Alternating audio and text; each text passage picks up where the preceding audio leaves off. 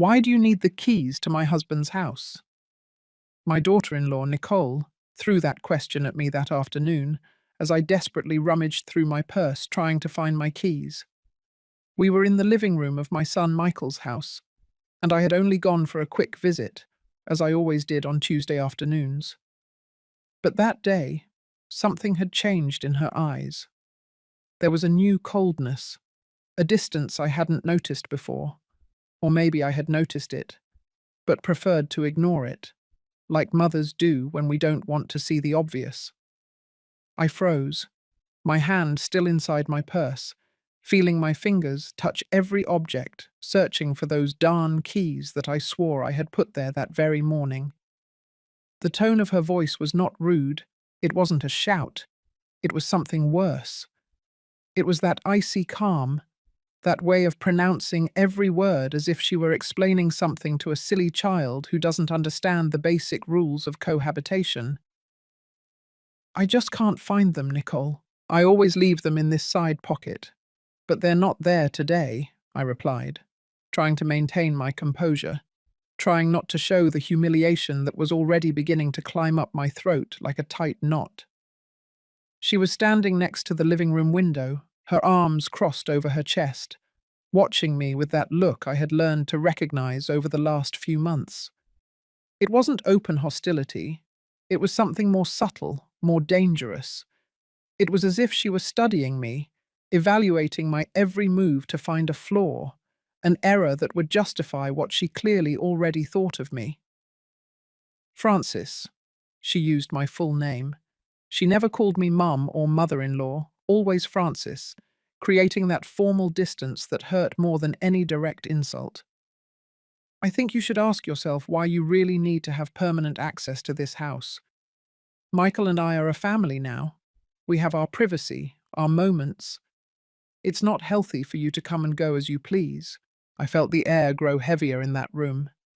The same room where I had helped Michael paint the walls 3 years ago, where we had assembled every piece of furniture together, where I had personally hung those beige curtains that Nicole now looked at with disdain every time she visited, saying they were too old-fashioned for her style. Nicole, I don't come and go as I please. I always ring the doorbell. I always call before I come over.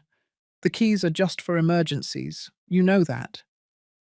I tried to explain, feeling my voice sound weaker than I would have liked, more defensive. Emergencies? She repeated, and let out a brief, dry, humorless laugh. What kind of emergencies, Frances? Like coming to check if we cleaned the kitchen properly? Like coming in to water your plants that you insist on leaving here, even though I've told you 1,000 times I don't like having so many plants in the house? Every word was an accusation disguised as a question. Every sentence was a reminder that I was being judged, measured, and found lacking in every aspect. And the worst part was that she had this terrible ability to make everything sound reasonable, to present her complaints as the legitimate concerns of a wife who just wants to protect her marriage. I swallowed and kept searching through my purse, even though I already knew the keys weren't there. I checked the main compartment again, the side pockets, even the small zippered space where I kept my identification. Nothing.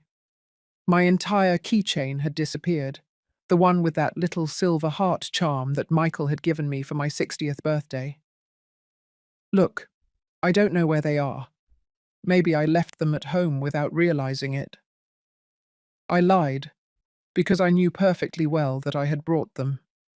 I remembered the feel of them in my hand perfectly when I locked the door to my apartment that afternoon. Could you lend me your set of keys to make a copy? I promise to give them back to you tomorrow.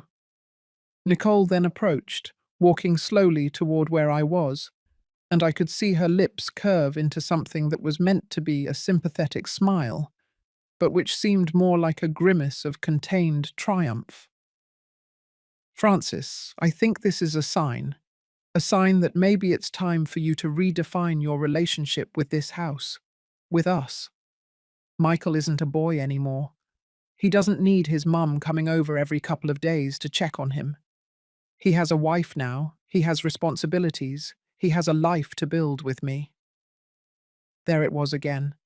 That way of talking that turned every comment into a life lesson, as if I were a senile old woman, incapable of understanding the appropriate boundaries between a mother and her adult son, as if my 62 years hadn't taught me anything about respect, about family, about love. I understand that Michael has his own life, Nicole. I always have understood that. But I'm still his mother, and this house is important to me too. I don't come to police or to bother. I come because I like spending time with my son, seeing him, knowing that he's okay. Well, Michael is perfectly fine, she replied dryly. He's better than ever, in fact. Ever since we established some clearer boundaries with visits, he's been more relaxed, more focused on us as a couple.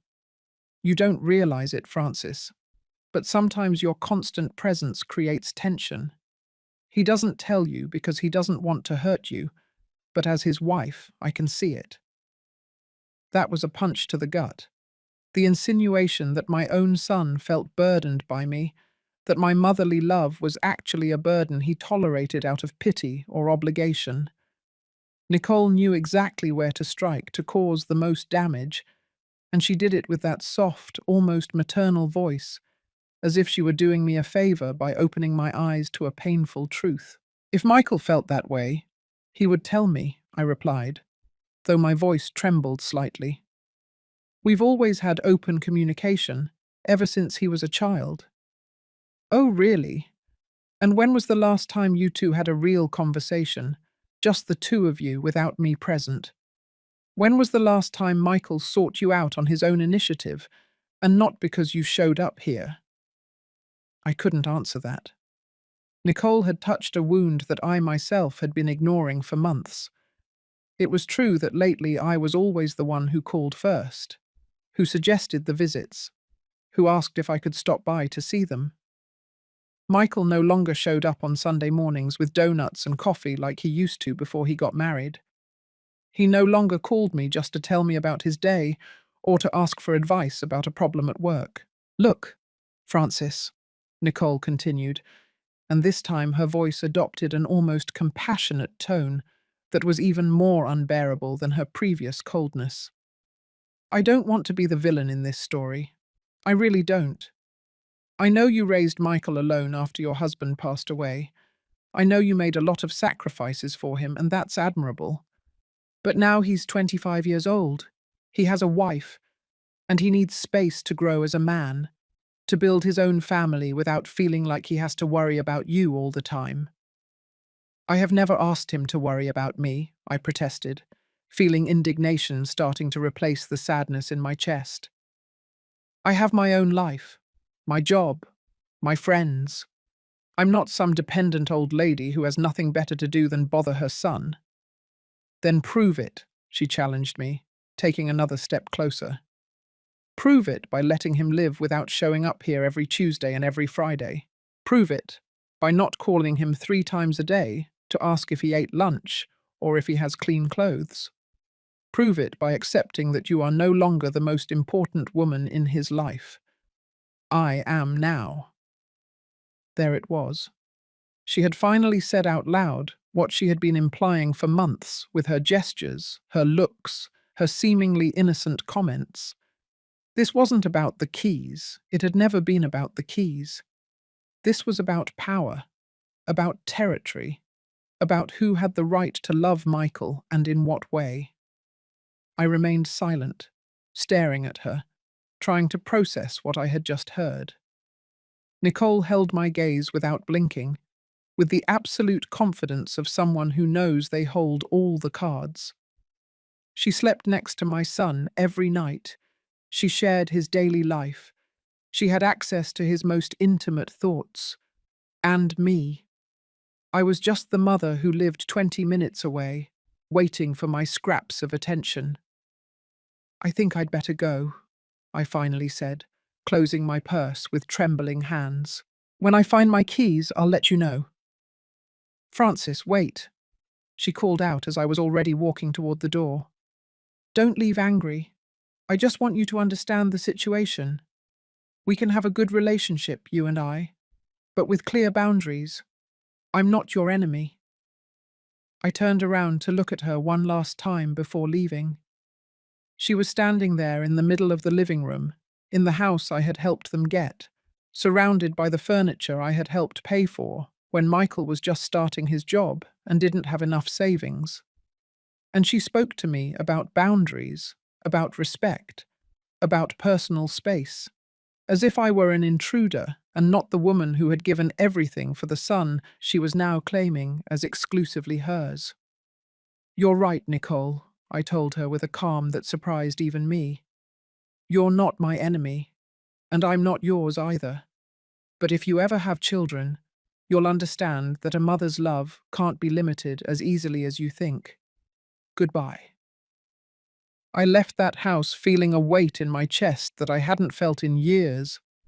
I walked to my car parked on the street.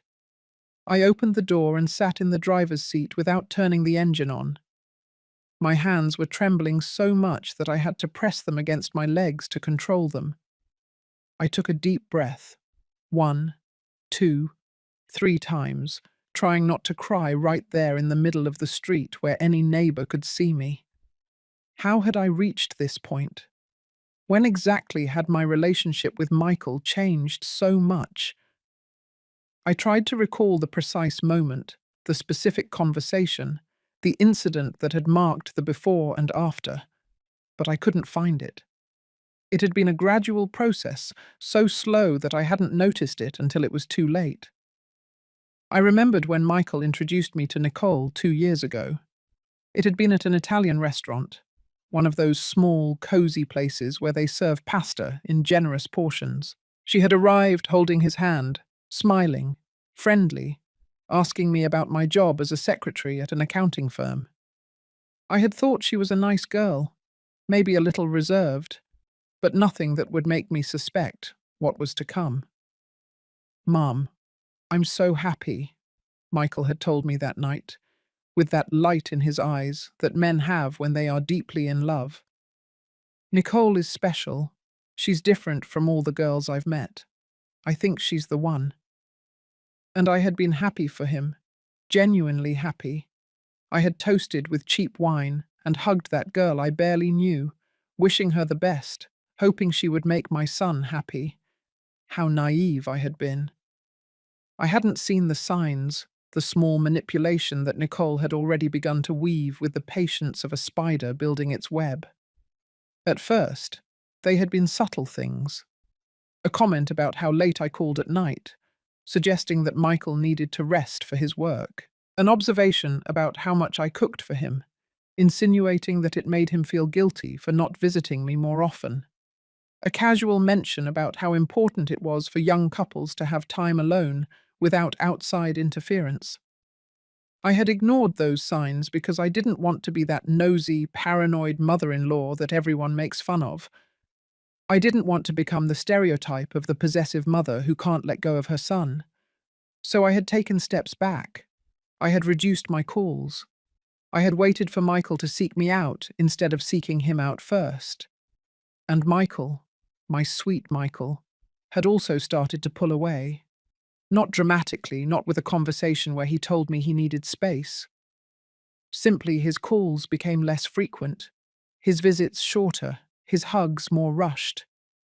And when I asked him if everything was all right, he would answer with a tired smile that no longer told me anything because the words that came out of his mouth were generic and empty. "Everything's perfect, Mom.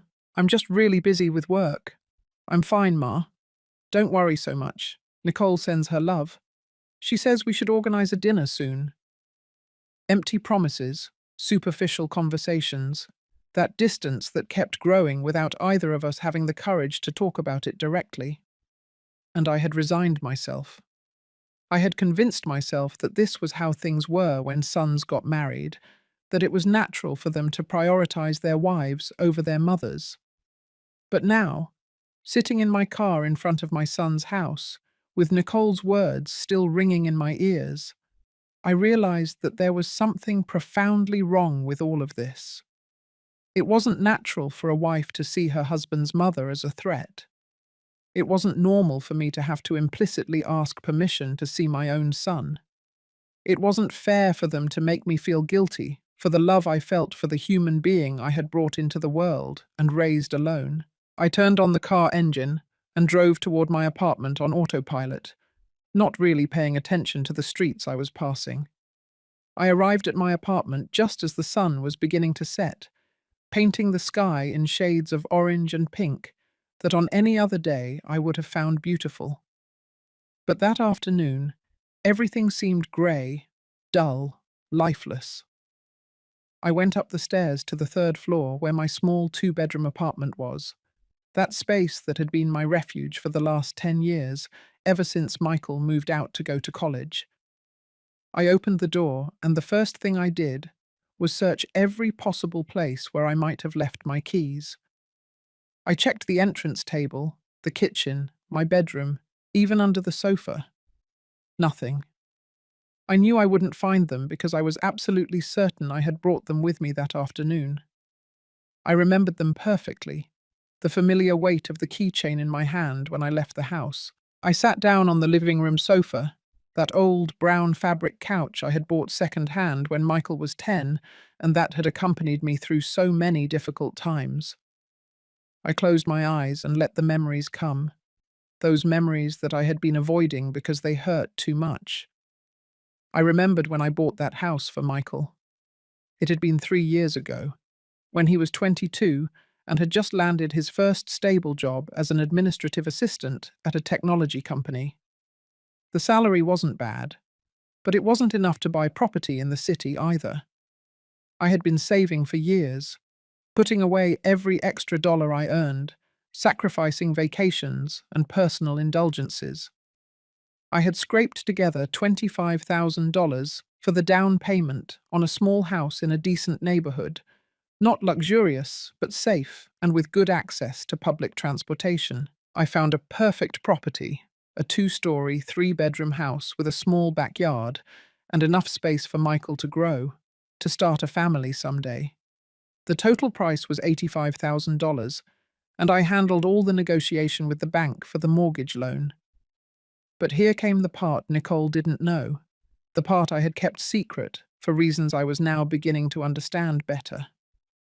When we did the purchase paperwork, I put the property in my name, not Michael's, but mine. I told him it was for ease of dealing with the bank, that his credit history was still very short, and that it would be simpler if I appeared as the main buyer. "But it's your house, son," I had told him that day when we signed the papers. "I'm just helping you with the paperwork. You pay for it every month with your job, you take care of it, you live in it. It's yours." And he had hugged me with tears in his eyes, thanking me for being the best mother in the world, promising me that one day he would repay everything I had done for him. I had stroked his hair like when he was a child, and told him that he didn't owe me anything, that seeing him happy was payment enough. For the first 2 years, Michael religiously paid the monthly loan installment, which was $650. Every month he would transfer the money to my account, and I would take care of making the payment to the bank. It was an arrangement that worked perfectly. He had his independence, his own space, and I had the peace of mind knowing that my son was well situated. But then Nicole arrived. She moved in with him 6 months after they started dating, and from that moment on, things started to change. She began to decorate the house to her taste, buying new furniture, changing curtains, and painting walls. And with every change she made, her sense of ownership over that place grew stronger. I got up from the sofa and walked to my bedroom, where I kept all my important documents in a safety box inside the closet. I took out the box, dialed the combination on the lock, and opened it. There they were, organized in different colored folders: my birth certificate, my high school diploma, the property deed for Michael's house. I took the green folder containing the house documents and opened it on my bed. I slowly flipped through the pages, reading every clause, every legal term, confirming what I already knew. The house was in my name. Francis Rodriguez was the legal owner registered with the county. Michael appeared in some documents as the occupant and responsible for the payment, but legally, the property was mine. I had never intended to use this against him. I had never even considered mentioning this detail because for me it was irrelevant. I had bought that house for my son, and in my mind, it was always his no matter what the papers said. But now, after the conversation with Nicole, after hearing her say with such certainty that it was my husband's house, something had changed inside me. It wasn't revenge I was feeling, not exactly. It was more like an awakening, a sudden clarity about the real situation. Nicole had treated me like an intruder in a house that wasn't even legally hers or Michael's. She had talked to me about boundaries and respect while living in a property I had bought with the sweat of my brow, with years of saving and sacrifice. I put the documents back in the box and carefully closed it. I didn't know yet what I was going to do with that information, but something told me it was going to be important to have it on hand. For the first time in months, maybe years, I felt like I had some power in this situation that had become so unbalanced. That night, I barely slept. I stayed awake in bed, staring at the ceiling, thinking about all the small humiliations I had endured from Nicole over the last few months. The comments about my clothes being too old-fashioned, her suggestions that I should find new hobbies appropriate for my age, the way she always found an excuse to cut my visits short. I remembered the day of her wedding to Michael, 1 year ago. It had been a small ceremony in the backyard of the house, because they had decided they didn't want to spend a lot of money on a big party. I had contributed $3,000 to help with the costs, money I had taken from my emergency savings without a second thought, because I wanted my son to have a special day. But throughout the entire celebration, Nicole had barely spoken to me. She had been busy attending to her friends, her parents who had come from out of state, Michael's co-workers. I had sat in a corner of the garden, smiling for photos when asked, feeling like just another guest instead of the groom's mother. And when it came time for the traditional mother-son dance, Nicole had suggested they do a group dance with all the guests to break with old traditions and create more inclusive moments. Michael had agreed, looking at me with a timid apology in his eyes that I had accepted with a smile because I didn't want to ruin his day. But that night, when I returned alone to my apartment after the wedding, I had cried for hours. I had cried for that dance we never had, for that tradition I had dreamed of since Michael was a little boy and was stepping on my feet while I taught him to dance in our old living room. I had cried because I realized I was losing my son little by little, and I didn't know how to stop it. The phone rang at 11 o'clock at night, pulling me out of my thoughts. It was Michael. My heart leapt with hope, thinking that maybe he had noticed my distress that afternoon, that maybe he was going to ask if I was okay, to apologize for Nicole's behavior. "Mom?" His voice sounded tired on the other end of the line. "Nicole told me what happened today with the keys." "Oh, yes," I replied, trying to keep my voice neutral. "I lost them, but a spare set I had saved has already turned up." I lied, because I didn't want to worry him, because I still had that habit of protecting him from unpleasant things. "Look, Ma, I know sometimes Nicole can be a little direct with the things she says, but she's right about some things." I remained silent as I heard those words coming from my son's mouth. She's right about some things. As if Nicole were the voice of reason and I was the one who was wrong, the one who needed correction, the one who didn't understand how adult relationships worked. "What things is she right about, Michael?" I asked, and this time I couldn't hide the pain in my voice. "That I shouldn't have keys to your house? That I bother you too much? That my motherly love is a burden to you?"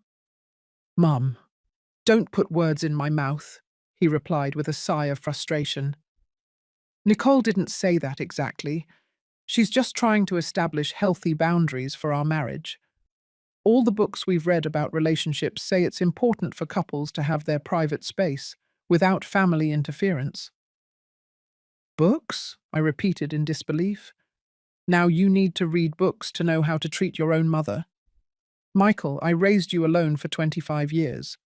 Your father died when you were 4 years old, and I was left with nothing but my secretary job and the determination to give you a good life. I never treated you like a burden. I never made you feel like you were in my way. And now it turns out that I'm the one in your way. It's not like that, Mum. You're exaggerating things. Nicole just wants us to have a more mature, more adult relationship. I'm not a kid who needs his mum coming to take care of him all the time. And when have I acted like you're a child? My voice was rising now, the accumulated frustration of months finally finding an outlet. When have I treated you disrespectfully, or as if you couldn't take care of yourself? I just come to visit you, Michael. I just want to see my son, spend time with him, know that he's okay. Is that so terrible? Is that so invasive? There was a long silence on the other end of the line. I could hear Michael's breathing.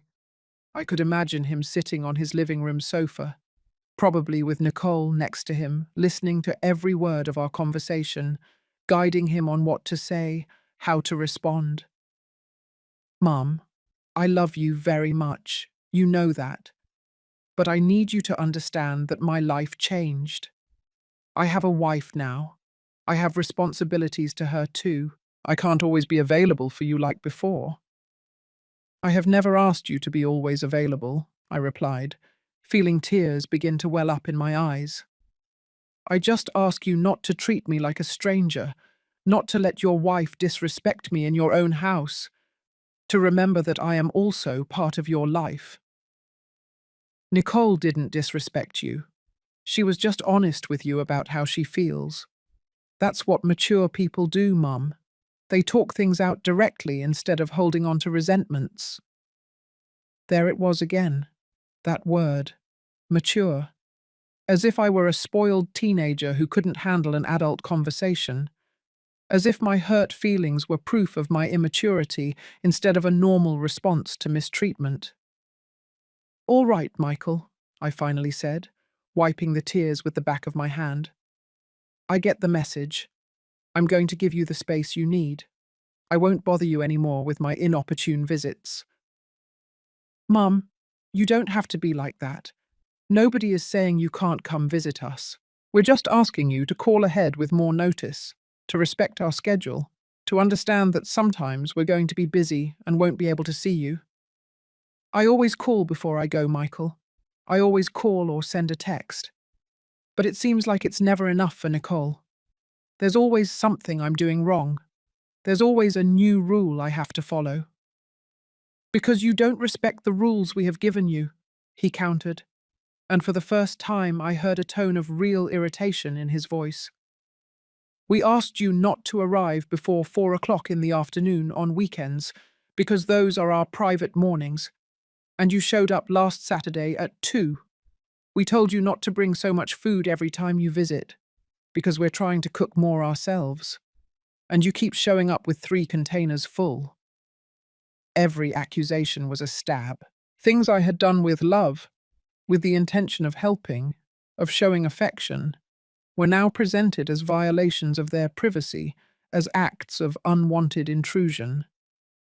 You know what, Michael? You're right about everything. I'm the one who's wrong. I'm a terrible mother who doesn't know how to respect boundaries. But let me tell you something that maybe Nicole hasn't explained to you in those books you read so much. Someday you're going to need me. You're going to want to come to my house to escape from some problem, to seek advice, to feel heard. And that day I'm going to be here for you, because that's what mothers do. But I'm not going to keep begging for scraps of your attention. I'm not going to keep apologizing for loving you too much. Mom, you're being dramatic. No, Michael, I'm being honest. And since we're talking about honesty, let me ask you something.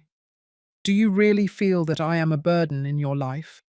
Or is it Nicole who has convinced you of that? Another silence. This one was heavier, more loaded with meaning. When Michael finally spoke, his voice was barely a whisper. "I don't think you're a burden.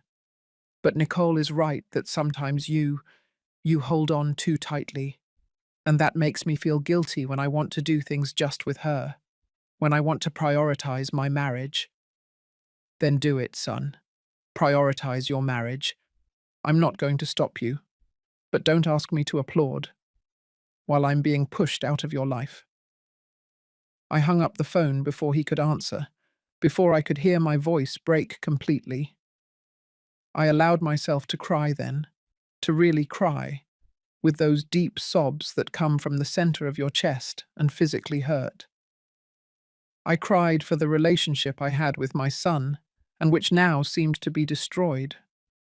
I cried for the years I had dedicated to raising him, to loving him, to building a bond I believed was unbreakable. But I also cried for myself, for having been so naive, for having believed that love was enough, that shared history meant something, that blood ties were stronger than the manipulations of a woman who had only been in my son's life for 2 years.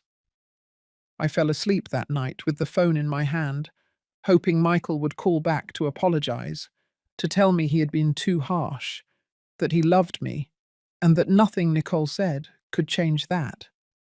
But the call never came. The following days were strange, empty. I continued my normal routine, going to my job at the accounting office, having lunch with my colleagues, coming home in the evenings. But there was a constant hole in my chest, an absence that weighed more heavily with each hour that passed without news from Michael. I didn't call him, for the first time in years. I wasn't the one who sought contact first. I wanted to see how long it would take before he noticed my absence, before he noticed that something had changed between us. A week passed, then 2. My phone remained silent except for messages from friends and calls related to work. No message from Michael asking how I was. No casual call to tell me about his day. It was as if I had disappeared from his life, and he hadn't even noticed. The pain of that realization was worse than any cruel word Nicole could have said to me.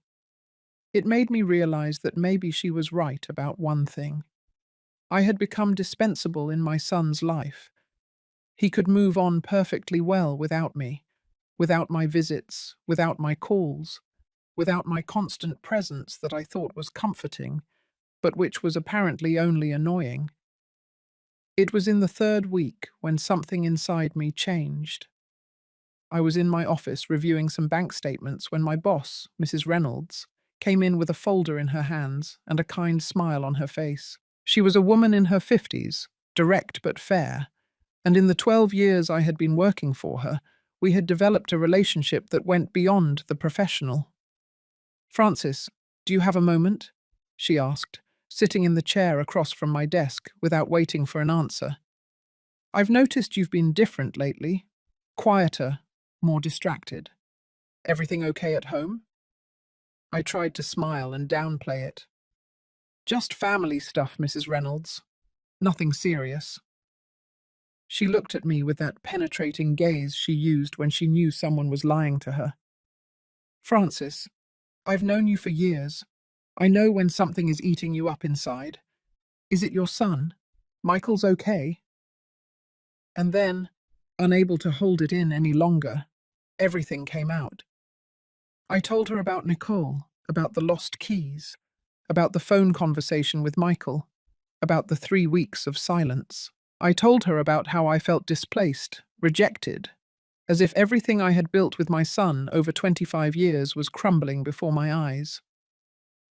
Mrs. Reynolds listened in silence, nodding occasionally, without interrupting. When I finished, she sighed deeply and leaned back in her chair. "Do you know what your problem is, Francis?"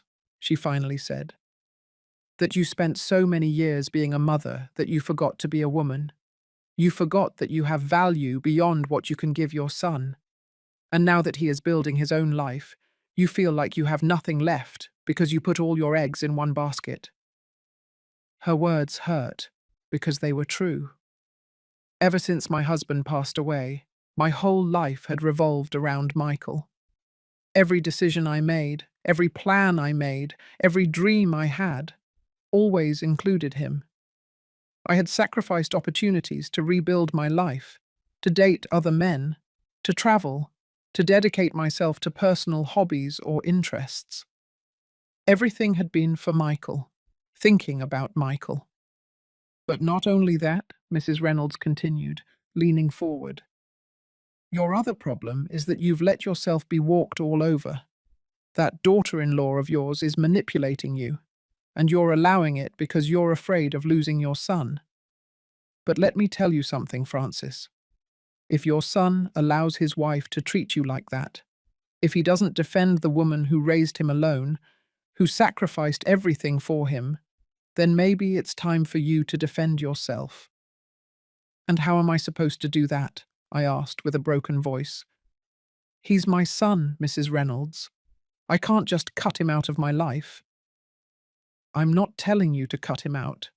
I'm telling you to value yourself, to stop begging for love and attention, to show him that you also have boundaries, and that when someone crosses them, there are consequences. Those words stayed with me for the rest of the day. That night, alone in my apartment, I took out the box with the house documents again. I spread them out on the dining room table and read them carefully, this time not just verifying that they were in my name, but thinking about the implications of that. Legally, that house was mine. I had every right to enter when I wanted, to make any changes I wanted, to make the decisions I deemed necessary. Michael paid a monthly installment, yes, but that didn't give him legal ownership of the property. And Nicole, no matter how much she behaved like the lady of the place, had absolutely no right to that property. It wasn't revenge I was feeling. It was something more complex, deeper. It was a need to regain some control over a situation that had completely gotten out of hand. It was the desire to show them that I wasn't a defenseless old woman whom they could push around and manipulate without consequences. I spent the following days thinking, planning. I didn't do anything impulsive. I didn't make rushed decisions. But I did start to consider options I hadn't even imagined before. What would happen if I decided to sell the house? Or if I wanted to make major modifications?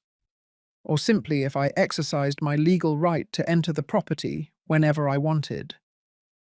It was the Monday of the 4th week without contact with Michael when I finally received a message from him.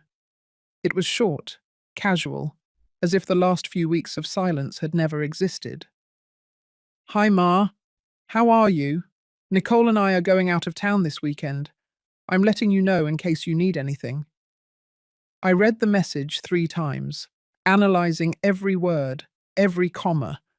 There was no apology. There was no acknowledgement that we hadn't spoken for almost a month. Just a casual notice, probably sent more out of obligation than genuine concern. And the worst part was that last phrase, in case you need anything, as if I were the one who depended on him, when the reality was exactly the opposite. I replied with the same coldness he had used. I'm fine. Have a good trip. I didn't add heart emojis as I usually did. I didn't ask where they were going or how many days they would be gone. I didn't offer to water their plants or check that the house was okay. Just a polite, distant response, the kind you would give a casual acquaintance. That night, I made a decision. If they were going to be out of town for the weekend, I was going to use that time to do something I had been considering for weeks. I was going to enter that house, my house, and I was going to retrieve some things that belonged to me. I wasn't going to steal anything. I wasn't going to cause damage. I was simply going to exercise my right as the legal owner to enter my property. On Friday afternoon, when I was sure that Michael and Nicole had already left for their trip, I drove to the house. I took with me a copy of the property deed, just in case a neighbor decided to call the police upon seeing me enter. I also brought the keys that I had supposedly lost, but which I had actually found days later at the bottom of my purse, exactly where I remembered putting them. I had always suspected that Nicole had taken them that day and then returned them to my purse without my noticing, just to create the drama of the lost keys and have an excuse to confront me. But I had no way to prove it, and frankly, I no longer cared. The important thing was that now I had access to the house. I parked my car in the driveway and walked to the front door. The neighborhood was quiet. Only the distant barking of a dog and the sound of a lawnmower at a nearby house could be heard. I inserted the key into the lock and turned it. The door opened with a soft click. I went in and closed the door behind me.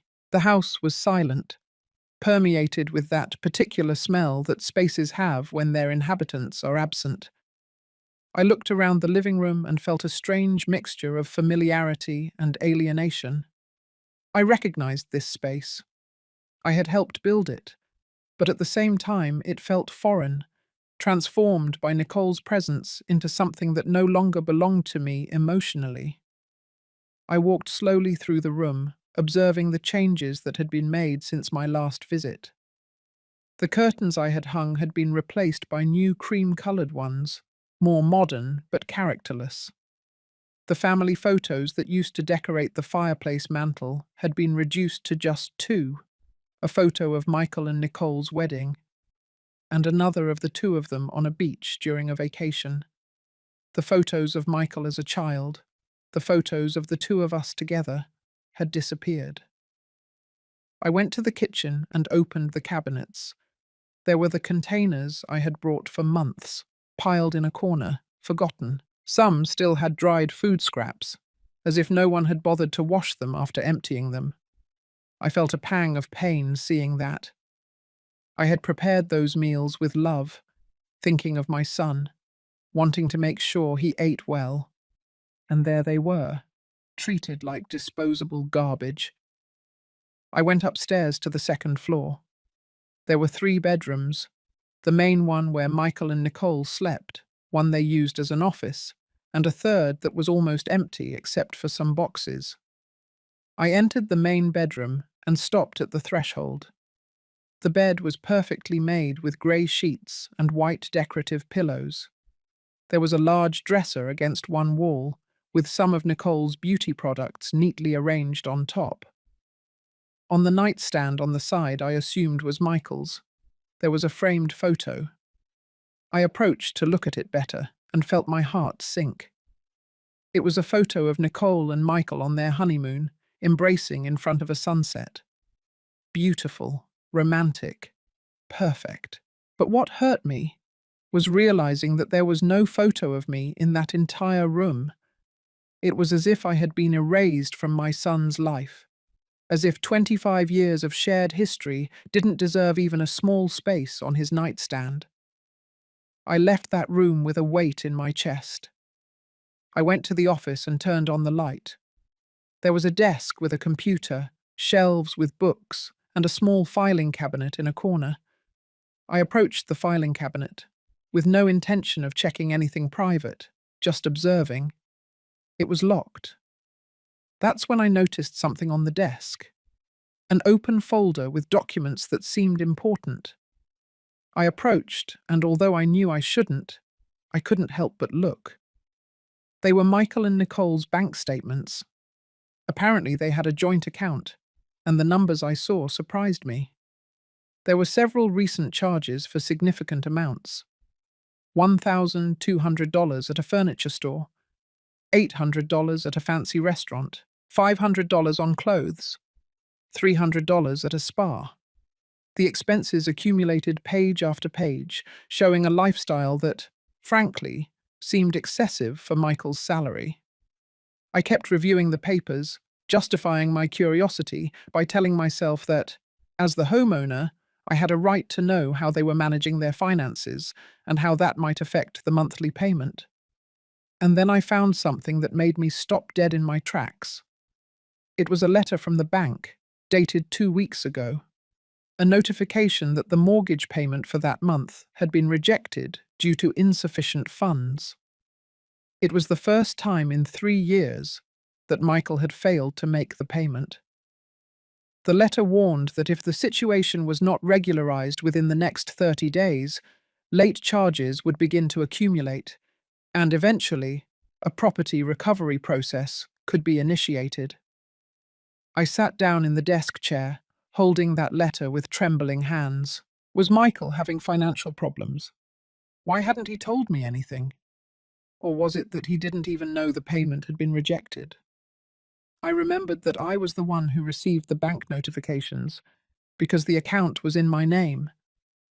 This letter had probably arrived in my mailbox, and I hadn't seen it because I had barely checked my mail lately, too submerged in my own sadness. But then I looked at the bank statements again with all those excessive expenses, and the truth became evident. It wasn't that Michael didn't have money, it was that they were spending it on other things. Nicole was spending it on other things.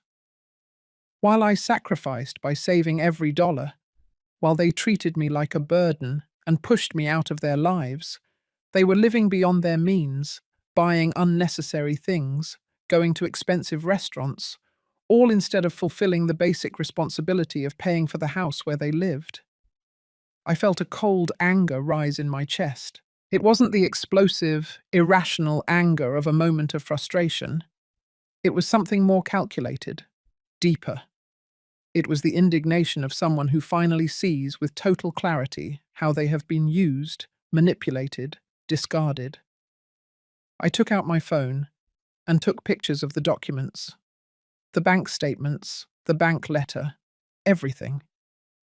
I didn't know exactly what I was going to do with that information, but some instinct told me I was going to need it.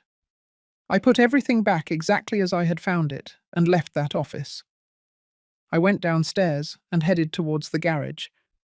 There were some boxes piled against a wall, boxes I immediately recognized. They were mine. Boxes with my things that I had left here temporarily when I painted my apartment last year. Family photos, some books, Christmas decorations, memories from when Michael was a child. I had asked Michael several times to help me take them back to my house, but there was always an excuse. That he was too busy, that he had plans for the weekend, that they would leave it for later. Now, seeing them abandoned there in the garage, covered in dust, I realized it wasn't forgetfulness. It was contempt. It was Nicole telling him that those old things had no place in their perfect modern house. I opened one of the boxes and took out a photo frame. It was a picture of Michael at 6 years old, smiling with a missing tooth, holding a drawing he had made at school. I remembered that day perfectly. It had been his first day of school, and he was so nervous that I had to wait outside the school for the entire recess, just in case he needed me. When he came out, he ran towards me with that drawing, so proud of his creation. I put the photo frame back in the box and decided I would take these boxes home with me. They were mine, after all. And if Michael and Nicole didn't want them here, I wanted them in my apartment, where they would be appreciated, where they meant more than just old junk taking up space. I was loading the second box into my car when I heard a car park in the driveway. My heart raced.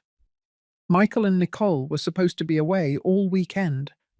Had they forgotten something? Had they changed their plans? I put the box down on the garage floor and walked towards the entrance. Indeed, it was Michael's car. The driver's door opened and he got out, followed by Nicole from the passenger side. Both stopped dead in their tracks upon seeing me there, standing at the entrance to the house with the keys in my hand. "Mom?" Michael's voice sounded surprised and annoyed. "What are you doing here? How did you get in?" Before I could answer, Nicole stepped forward, walking quickly toward me with her eyes narrowed in that expression I knew so well. The expression of someone who is about to make a scene. "Francis, this is unbelievable. You entered our house without permission while we were gone. That is a violation of private property. That's trespassing." I stood there, staring at her, feeling a strange calm come over me. For weeks I had been scared, hurt, insecure. But in that moment, with the property documents tucked into my purse and the evidence of their excessive expenses photographed on my phone. I felt more powerful than I had in months. "It's not trespassing when the house is mine, Nicole," I said in a calm but firm voice. She let out a scornful laugh. "Your house? What are you talking about? This is Michael's house, the house where my husband and I live." "It's my house," I repeated, this time pulling out my purse and extracting the green folder with the documents. "It's in my name. I bought it. I paid the down payment. The loan is in my name. And according to the letter the bank sent 2 weeks ago, this month's payment was rejected due to lack of funds." I watched the colour drain from Nicole's face. Michael quickly approached, looking confused. "What are you talking about, Mum? What letter? I made this month's payment. I transferred it like always." "It didn't reach the bank account, Michael. It was rejected. And in the meantime, as I see on the bank statements I found in your office, you have been spending thousands of dollars on furniture, restaurants, and clothes. You looked through our private papers." Nicole's voice rose an octave. "You entered our office and looked through our things. Michael, are you going to allow this? Your mother is completely out of control." But Michael was looking at me with an expression I had never seen on him before. There was confusion there, yes, but also something else. Perhaps the beginning of an understanding, the awakening of a doubt. "Mum, is the house really in your name?" he asked softly. "Yes, Michael, it always has been. When we bought it, we put everything in my name because your credit history was too short. Don't you remember? I told you it was your house, and it is in spirit. But legally, the property is mine." Nicole took a step back, as if she had just received a physical blow. "That can't be true," Nicole said, but her voice had lost that arrogant certainty that always characterized her. "Michael, tell her that's not true. You told me this house was yours, that you had bought it with your work." Michael ran a hand through his hair, a gesture I recognized from when he was a child, and that he made when he was nervous or confused. I thought it was mine. Mum told me she was helping me with the paperwork, but that the house was mine because I paid for it every month." "And it is yours, son," I said, keeping my voice calm even though inside I felt a whirlwind of emotions. "I never wanted to use this against you, but after how you've treated me the last few weeks, after being pushed out of your life as if I didn't matter, I think it's important for you to know the real situation. You can't do this." Nicole approached Michael and took his arm, as if claiming possession. "She's manipulating you, honey. She's using legal tricks to control you. Can't you see it? This is exactly what I told you about your mother. She can't let go of the control over your life." "I manipulate him," I repeated, feeling the anger start to filter through my calm. "Nicole, I've kept quiet for months while you subtly insulted me, while you made me feel like an intruder in my own son's life. I've put up with your comments, your absurd rules, your way of treating me as if I were a silly old woman who doesn't understand anything. And I didn't say anything because I didn't want to cause problems between you and Michael." "Mum." Michael tried to interrupt, but I raised a hand. "No, Michael. Let me finish. I've been silent for too long. Nicole, you came into my son's life and systematically started to push me away. You turned every visit of mine into a problem, every call into an intrusion, every gesture of love into something inappropriate. You made me feel guilty for loving my son, for wanting to spend time with him, for being part of his life." "I was just protecting my marriage," Nicole replied, but her voice sounded defensive now, less sure. "You don't understand how difficult it is to build a relationship when his mother is constantly interfering." "Interfering? Was I interfering when I came to visit you twice a week? When I brought food I prepared with love? When I just wanted to see my son and make sure he was okay? Yes, Nicole shouted, and for the first time I saw her mask of composure completely crack. Yes, you were interfering, because Michael could never fully concentrate on us. He was always thinking about you, feeling guilty if he didn't call you, worrying about whether you were okay. I needed him to put me first, for our relationship to be his priority. But that was never going to happen as long as you remained so present in his life. So this was always about jealousy, I said, feeling absolute clarity. It wasn't about healthy boundaries or maturity.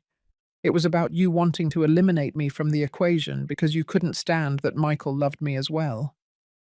I didn't say that. You didn't have to say it. You proved it with every action. And the worst part is that you convinced my son that I was the problem, that my love was a burden. Michael finally spoke, and his voice sounded tired, defeated. Mum, I never thought your love was a burden. Just… Nicole had some valid points about boundaries, and I wanted to make our marriage work. At the cost of your relationship with me? I asked, feeling tears start to gather in my eyes, but refusing to let them fall. Is that price worth it, Michael? Is it worth sacrificing the relationship with the woman who raised you alone, who worked overtime to pay for your school, who was there for every important moment of your life, just to keep a woman happy who sees you as her personal possession? It's not like that, Nicole protested. I love Michael. Everything I've done is because I love him and I want what's best for him. If you really loved him, I said, looking her directly in the eyes, you wouldn't try to isolate him from the people who love him too. True love doesn't require eliminating everyone else from the picture. True love is generous, it's inclusive, it's self-assured. There was a tense silence. Michael was looking at the ground, unable to hold either of our gazes. Nicole was breathing heavily, clearly trying to maintain control of her emotions. And I was standing there, in the entrance of the house I had bought for my son, feeling stronger and sadder than I had felt in years. So, what are you going to do? Nicole finally asked, and there was something new in her voice. Fear. Are you going to kick us out of the house? Is that what you want? To leave your son on the street just to prove that you have the power? No, I replied calmly. I would never do that. Because unlike you, Nicole, I do understand what it means to love someone. And loving means wanting their well-being, even when that person has hurt you. Then what? Michael's voice sounded small, vulnerable, like when he was a child and had done something wrong. What I'm going to do, I said slowly, choosing my words carefully, is give you an option. You can continue living in this house, but under new conditions. You are going to regularize the overdue payment this same week. You are going to start managing your money responsibly, without excessive expenses that compromise the monthly payment. And you are going to treat me with the respect I deserve as Michael's mother and as the legal owner of this property. And if we don't accept those conditions? Nicole asked with one last flicker of defiance. Then I will exercise my legal right to recover my property. I can give you 30 days to find another place. That's what the law says when the tenant fails to meet their payment obligations. I watched Nicole pale. The reality of the situation was finally penetrating her armor of arrogance. She had no power here. She never had. All that control she thought she was exerting over the situation was an illusion, a fantasy built on incorrect assumptions. That's blackmail, she said with a trembling voice. No, it's consequences. For months you have treated me as if I didn't matter, as if I had no right to be part of my son's life. You have humiliated me, you have belittled me, you have pushed me until you thought I was gone forever. But it turns out that I do matter, and I do have rights, and I will no longer allow anyone to make me feel otherwise. Michael finally looked up and saw me, and in his eyes I saw something I hadn't seen in months. Respect, maybe even a little admiration. Mum, I didn't know. I didn't realize how badly Nicole was treating you. Or maybe I did realize, but I didn't want to see it because it was easier to blame you. I know, son, I said softly, and I understand why you did it. When you love someone, you want to believe the best in that person. You want to think that their intentions are pure. But love shouldn't require you to sacrifice other important relationships in your life. Nicole took a step towards Michael, but he moved away slightly. It was a small, almost imperceptible movement, but I noticed it. And Nicole noticed it too. I saw panic cross her face. Michael, honey, she's trying to separate us. Can't you see it? All of this is a manipulation so that you doubt me, so that you doubt us. No, Nicole. Michael's voice was firm now. My mum isn't trying to separate us. You already did that by making me choose between you from the beginning. I was just too blind to see it. What are you saying? Nicole's voice rose in pitch, bordering on hysteria. Are you saying you believe her instead of me, your wife? I'm saying, Michael took a deep breath, that I've been ignoring a lot of things because I didn't want to face them. Like the fact that every time my mum called, you rolled your eyes, or how you always found a reason to cut her visits short, or how you conveniently forgot to invite her to family events. I did that for us. No, Michael interrupted her. You did it for you, because you wanted to have total control over my life, over my relationships, over every aspect of my existence. And I let you do it because I thought that's how a good husband was supposed to be. Nicole fell silent, tears beginning to roll down her cheeks. Michael, please. Nicole extended her hand toward him, but Michael didn't take it. I just wanted us to be happy together. I just wanted to build our own family without interference. Is that so wrong? It's not wrong to want to build a family, Michael replied, and there was a deep sadness in his voice. But it is wrong to destroy other relationships in the process. My mum wasn't an interference, Nicole. She is my family too, and you made me feel like I had to choose between you. I remained silent, observing this exchange. It wasn't my place to intervene now. This conversation needed to happen between the two of them, without my influence. Michael needed to reach his own conclusions, make his own decisions. I never asked you to choose, Nicole protested, but her voice lacked conviction. I just asked you to set reasonable boundaries. Reasonable boundaries don't include making my childhood photos disappear from our house, Michael said. And for the first time, I noticed a tone of anger in his voice. Reasonable boundaries don't include searching my mother's purse to take her keys and then making her feel guilty for losing them. Nicole froze. How did you know? Because I know you, Nicole, and because I've been remembering things I ignored at the time. Like that afternoon when my mum was looking for her keys and you were so calm, so sure, as if you knew exactly where they were, but you weren't going to tell her. Nicole's tears were flowing freely now. I did it for us, so she would understand that she couldn't come in and out of our house whenever she wanted. It was her house, Nicole. It was always her house. And I gave her permission to enter whenever she wanted, because she's my mother, and because I trusted her. What's not okay is that you made her feel like a criminal for exercising that right. I approached Michael then and placed my hand on his shoulder. He turned to look at me, and I saw that his eyes were also moist. Son, I didn't come here to destroy your marriage, I said softly. I came because I needed to get some of my things that are in the garage. And yes, I also came because I wanted to understand why I had been so completely displaced from your life. But the last thing I want is for you two to separate because of me. It wouldn't be because of you, Mum, Michael said, wiping his eyes with the back of his hand.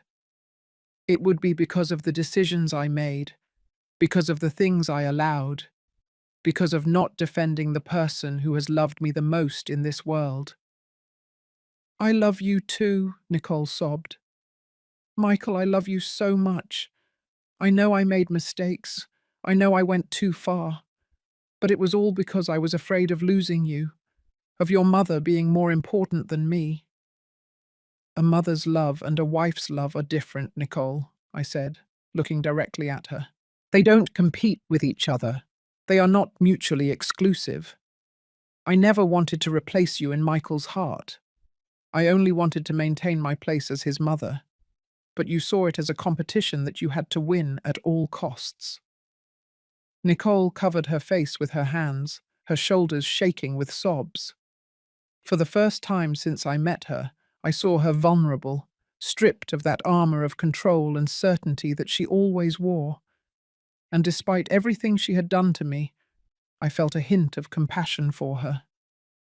Nicole, I said gently, waiting for her to lower her hands and look at me. I am not your enemy. I never was.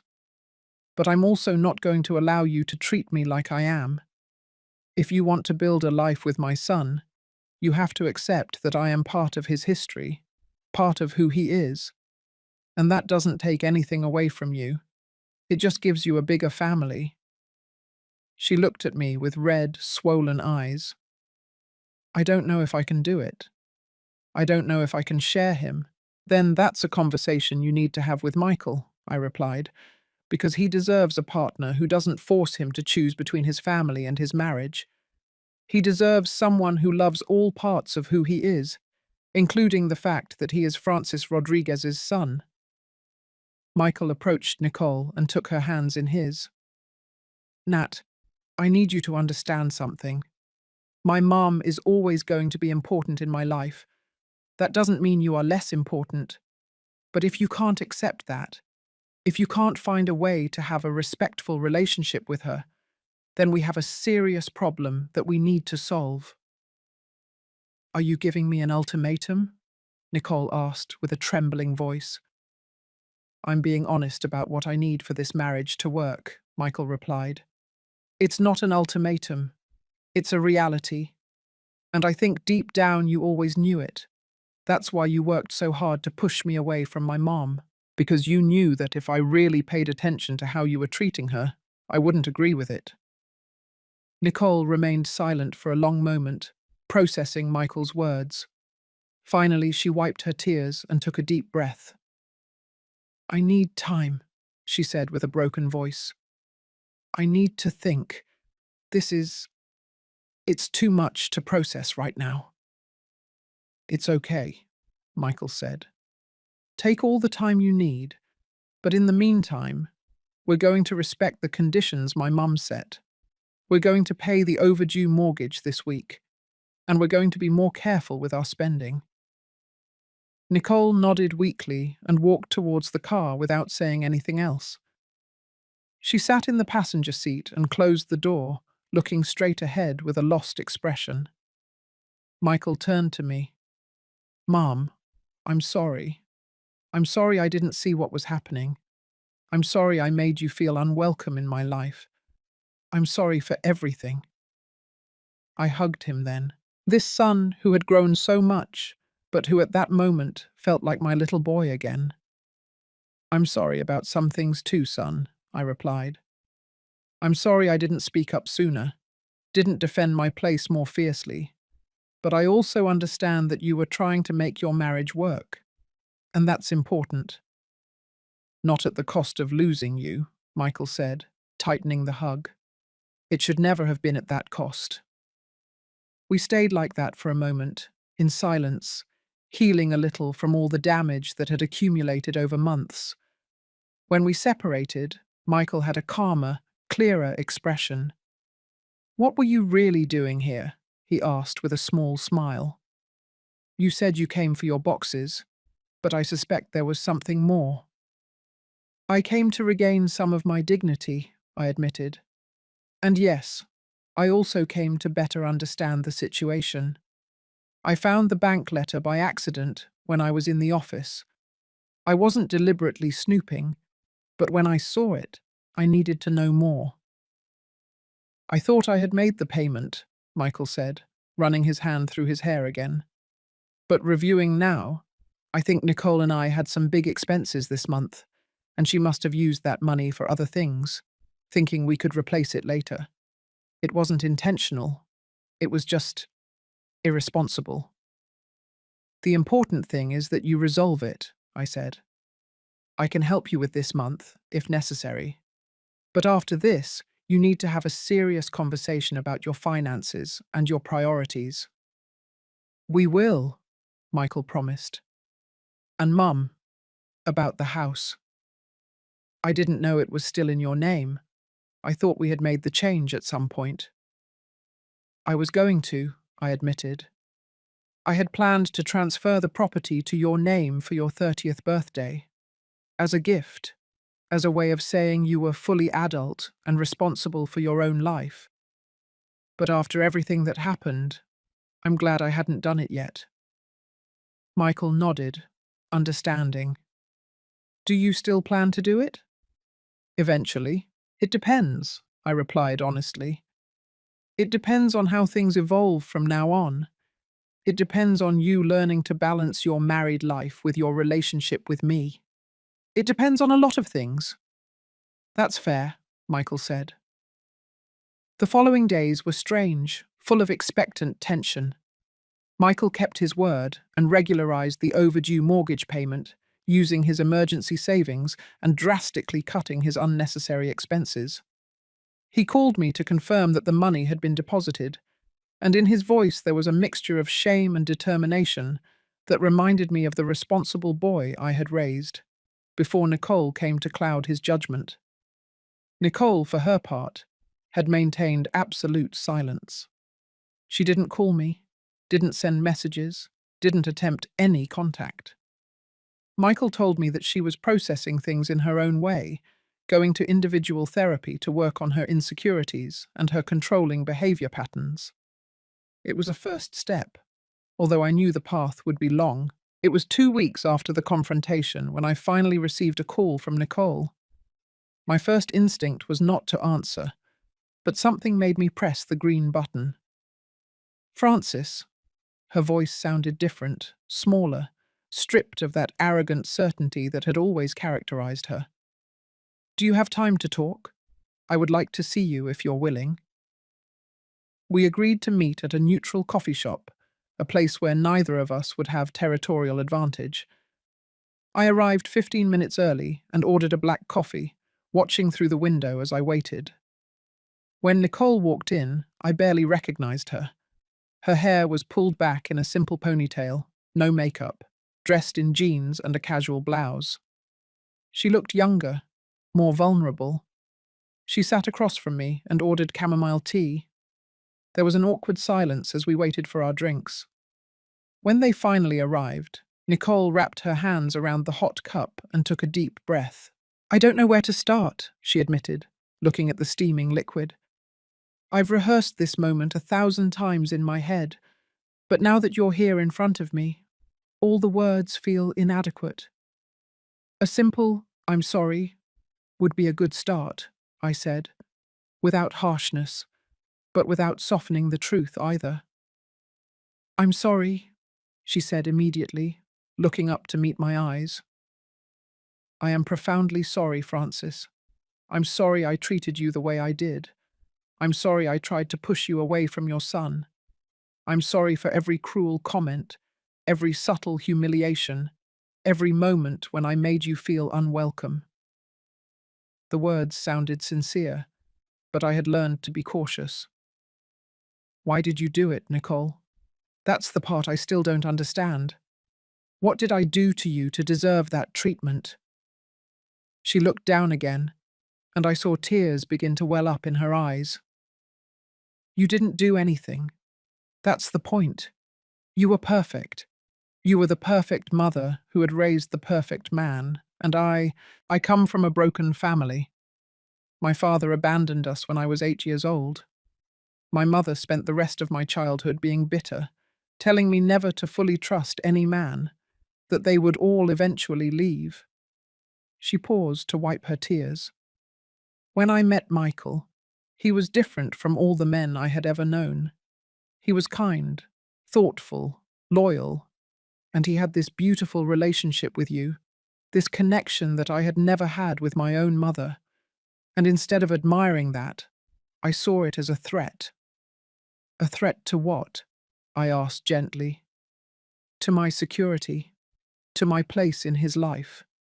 I thought that if he loved you so much, he would eventually realize that I wasn't good enough, that he would compare our love to the love he has for you, and I would lose. So I decided to eliminate the competition, push him away from you, so he would only have me. There was a raw honesty in her words that was difficult to hear, but necessary. Nicole, a son's love for his mother and his love for his wife are not comparable. They are not in competition. They are completely different types of love. I know that now, she said. My therapist has explained it to me many times, but I had these deep wounds from my own childhood that I couldn't see it. I only saw that Michael called you when he had problems, that he sought you out for advice, that your opinion mattered to him. And in my twisted mind, that meant I wasn't enough. I took a sip of my coffee, processing her words. Part of me wanted to cling to my anger, to my justified pain. But another part, the part that had raised a son with love and compassion, understood that childhood wounds could warp the way we saw the world. I appreciate your honesty, I finally said. And I understand that you are coming from a place of pain. But understanding where your behavior comes from doesn't erase the damage you caused. Not just to me, but to Michael too. You put him in an impossible position. You made him choose between two people he loves. I know, she whispered. And if I could go back in time, I would do everything differently. But I can't. I can only try to be better from now on. And how do I know this is genuine? I asked. How do I know it's not just another attempt at manipulation, another strategy to regain control of the situation? Nicole looked me directly in the eyes. You don't know. You can't know for sure. I can only prove it to you over time, with my actions. But Francis, I swear I don't want to lose Michael. And I've realized that if I continue on the path I was on, I will lose him. He made it very clear to me that he won't sacrifice his relationship with you for me. And does that bother you? I asked, observing her reaction carefully. It scared me at first, she admitted, but then it made me reflect. If Michael is willing to defend you, he's also willing to defend what's right. He would defend me too if someone treated me badly. That loyalty he has toward you is part of what makes him a good man. And I was trying to destroy the very quality that made me fall in love with him. There was wisdom in those words, a maturity I hadn't seen in Nicole before. Therapy is helping you, I observed. Yes, she nodded. I'm learning a lot about myself, about my fears, my insecurities, my toxic behavior patterns, and I'm working on changing them. But not just for Michael, but for myself. Because I don't want to keep being that person who hurts others because of her own fears. We were silent for a moment, each lost in thought. I looked at this woman who had been my antagonist for so long and saw for the first time a complete human being, with her own scars and struggles. I'm not going to say everything is forgiven, I finally said. It wouldn't be honest on my part. I'm still healing from the pain you caused me, but I appreciate that you came to talk to me, that you were honest about your motivations. It's a start. Do you think that someday we could have a cordial relationship? Nicole asked with cautious hope in her voice. I'm not asking for us to be best friends, just mutual respect, civility, Maybe eventually something like family. I think that's possible, I replied, surprising myself with my own sincerity.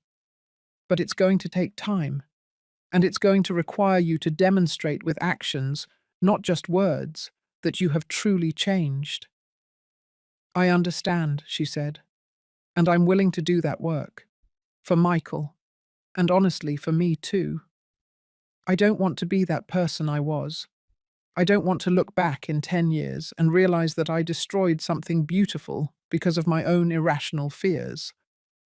We finished our drinks talking about more mundane things. She told me about her job as a graphic designer, something we had never talked about before. I told her about my office and my colleagues.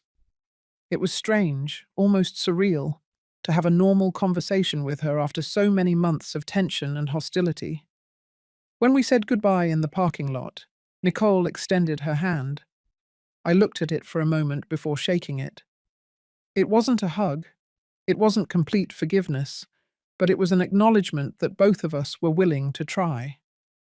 The following months brought gradual but significant changes. Michael started visiting me more often, sometimes alone, sometimes with Nicole. The visits with Nicole were still a little awkward, but there was a noticeable difference in her behavior. There were no longer passive-aggressive comments, no attempts to control how much time we spent together. On my 63rd birthday, they arrived together with a cake they had baked themselves.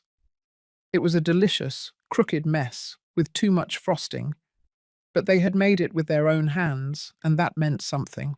Nicole had even brought a gift. A photo album she had created with pictures of Michael through the years, many of them photos that I had shared with her. I thought it would be good to have these memories organized, she said timidly, and I wanted you to know that I recognize the history you have together, that I respect that. It was a small but significant gesture. It showed that she was trying to repair the damage she had done by eliminating those photos from their house. Michael flourished with this new balance. He looked more relaxed, more like the son I remembered before the marriage. He and Nicole also seemed stronger, paradoxically united by having faced this crisis instead of being destroyed by it. One Saturday afternoon, 6 months after the big confrontation, I was sitting in my apartment enjoying a cup of tea when the doorbell rang. It was Michael, alone. "Hi, Mum," he said with a smile.